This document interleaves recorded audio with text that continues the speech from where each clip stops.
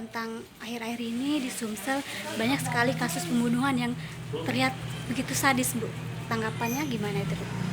Ya, memang kalau kita lihat tidak hanya di Kota Palembang, di beberapa daerah memang kasus pembunuhan itu sudah sangat mengerikan ya. Tindakan sudah sangat kejam, dibakar, dimutilasi. Nah, ini kenapa? Memang kelihatannya masyarakat sedang sakit. Kenapa sakit? Banyak yang frustasi. Jadi dampak dari kondisi psikologis yang tidak, karena perilaku kejahatan itu tidak terlepas dari kondisi psikologis seorang. Melakukan tindakan kejahatan itu seringkali sesudahnya menyesal pada saat sudah sadar. Nah, di Kota Palembang yang perlu kita sadari, Kota Palembang ini sebagian besar masyarakatnya bersifat temperamental. Nah, sifat temperamental inilah yang mendorong melakukan perilaku yang keji. Kalau untuk motif-motifnya sendiri, Bu, mungkin Kalau motif itu sebagian besar memang kalau untuk curas, pencurian dengan kekerasan sering diiringi dengan kejahatan terhadap manusia. Pada umumnya sebagian besar latar belakangnya itu pertama antara pelaku dan korban sebagian besar saling kenal sebelumnya. Jadi dalam kajian etimologi itu kita lihat dalam kasus pembunuhan tidak selamanya pelaku itu merupakan menanggung kesalahan seluruhnya. Dalam beberapa kasus ada yang mendorong, misalnya dipicu oleh dendam atau ada selisih paham yang berdampak pada korban dilakukan oleh orang yang kena. Biasanya karena perilaku yang calon korban ya. Suami membunuh istri, kenapa? Istri yang selalu ya cerewet ya. terkait yang Prada DP membunuh pacarnya itu, Bu, menurut Ibu? Sama barangkali saya tidak tahu latar belakangnya apa ya, tapi ada kan itu saling kenal. Itu bukti kalau ada saling kenal. Apakah karena ada perilaku mantan sekarang almarhumah itu yang menyakiti perasaan si pacar? Menyakiti itu bisa, ada yang tidak mau, kalau ini kan masih pacaran, ada yang suami istri tidak mau bercerai, kemudian istri dibunuh, ya kan? Ada juga kasus dokter itu kemarin kan karena mau bercerai kan, terus ditembak. Jadi kondisi emosi yang labil itu yang mengakibatkan orang mengambil jalan ya, agak sadis ya, dan ini didorong oleh kondisi dari masyarakat masa kita dia, karena kejahatan itu diperoleh dari proses belajar. Jadi seseorang melakukan kejahatan itu diperoleh dari proses belajar itu bisa dari kecil sering melihat kekerasan. Oleh karena itu kan kita selalu melakukan kekerasan jangan di depan anak, karena ini akan menimbulkan trauma atau katakanlah terendam dalam sanubari yang paling dalamnya dan suatu saat bisa muncul. Dan ya sudah cukup mengambil di atas 70% itu saling kenal atau mengenal si korban. Kalau untuk terkait kasus banyaknya pembunuhan ini, Bu, hal apa sih yang harus dikoreksi atau ditinjau pihak-pihak berwajib mungkin, Bu? Kalau dari pihak berwajib memang pendekatan pada masyarakat melalui BINMAS, ada polisi masyarakat itu memang harus insentif ya. Terus kemudian apa itu namanya yang sekarang ini yang sangat perlu mendapat perhatian itu kambing itu harus juga digalakkan lagi. Kita ukhuwah Islamiyah kita sudah berubah. Jadi ada pergeseran norma. Dan yang dulunya kita saling menghargai, saling menghargai. Dalam kasus kekerasan apa sih yang harus kita lakukan? Setiap orang, saya, Anda, semua orang, calon pelaku, calon korban.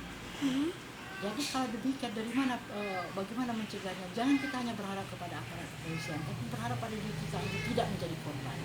Bagaimana caranya menjaga sikap kita, tingkah laku kita, tindak lanjut kita, itu yang terbaik. Karena itu kalau dulu kan di sekolah ada pelajaran etika, tidak menyakiti orang lain. Terkait hal-hal yang harus diwaspadai apa aja? Ya tetap aja kalau saya kembalikan kepada itu, karena kita calon korban, bagaimana agar kita tidak menjadi korban? satu pertama kalau seandainya untuk curas pencurian dan kekerasan atau katakanlah perampokan, jangan memakai atau menggunakan perhiasan yang berlebihan, menonjolkan diri ya, membawa apa saja yang berlebihan, karena ini berpotensi memancing orang. Tadinya kita tidak berkeinginan, tapi kemudian orang berkeinginan untuk melakukan kejahatan.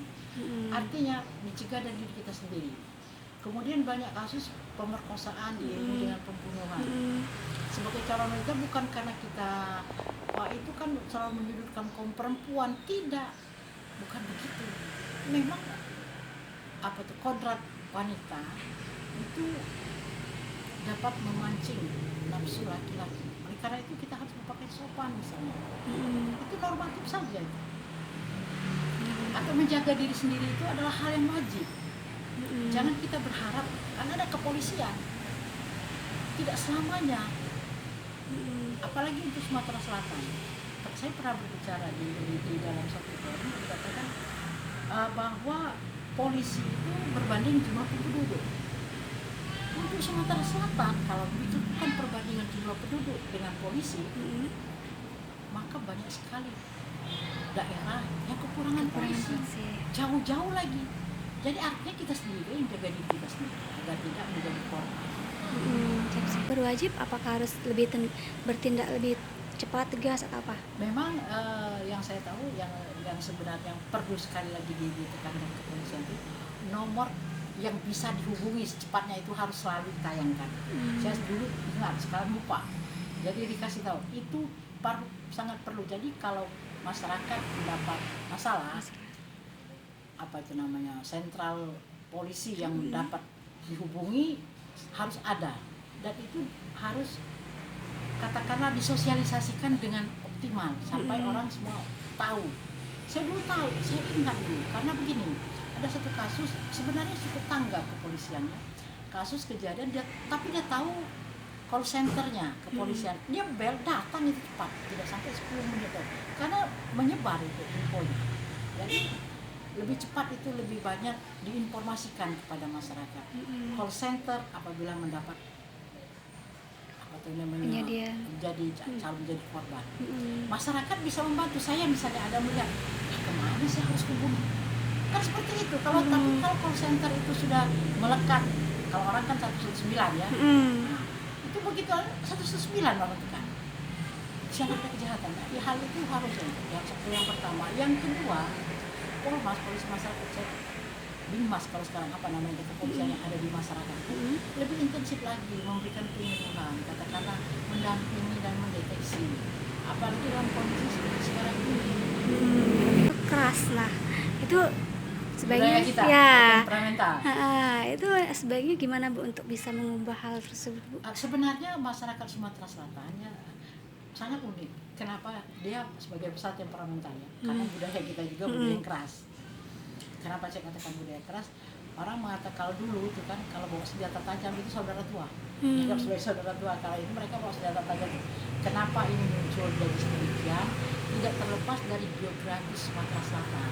Penduduknya sedikit, binatang buasnya banyak. Jadi mereka harus keras. Dulunya ya. Tapi kan sekarang tidak mungkin lagi dipakai. Tapi masih ada budaya yang masih terikut, yang masih tercampur, mudah tersinggung orang Sumatera Selatan. Misalnya kadang lihat saja kalau dia lagi ada persoalan pribadi ya, kenapa lalu lihat saya? Hal-hal yang sepele saja bisa memacu orang untuk dia bersikap kasar. Oke. Kalau yang sampai bunuh sesadis-sadisnya itu gimana tuh Bu? Karena memang kondisi emosi yang labil, orang marah itu ya, makanya marah itu kata kalau dalam agama Islam ya dikatakan kalau kamu marah sudah berhenti duduk. Kalau kamu duduk udah bisa, kan ada tahapan-tahapannya ya, sampai kita ambil dulu. Kenapa? Karena tensinya naik. Kita tidak begitu marah tegak, kita lagi duduk, kita malah bincang. Nah, kenapa terjadi? Orang marah itu sedang dirasuki oleh emosi yang tinggi yang kadang-kadang dikatakan orang kesetanan. Tidak berpikir, dan semakin orang tersiksa dia semakin akan merasakan ada terimakan sendiri. Jadi mereka melakukan kekerasan di luar batas pemikiran dia sendiri. Tapi sesudah dia tahu, kok kenapa saya saya seperti itu, Mm-mm. baru otaknya berjalan. Menyesal. Ya, oleh karena itu kita harus mencegah agar jangan menjadi korban yang seperti itu, kondisi seperti itu. Tadi. Orang menjadi korban kadang-kala dikarenakan berada pada satu tempat dan situasi yang tidak tepat.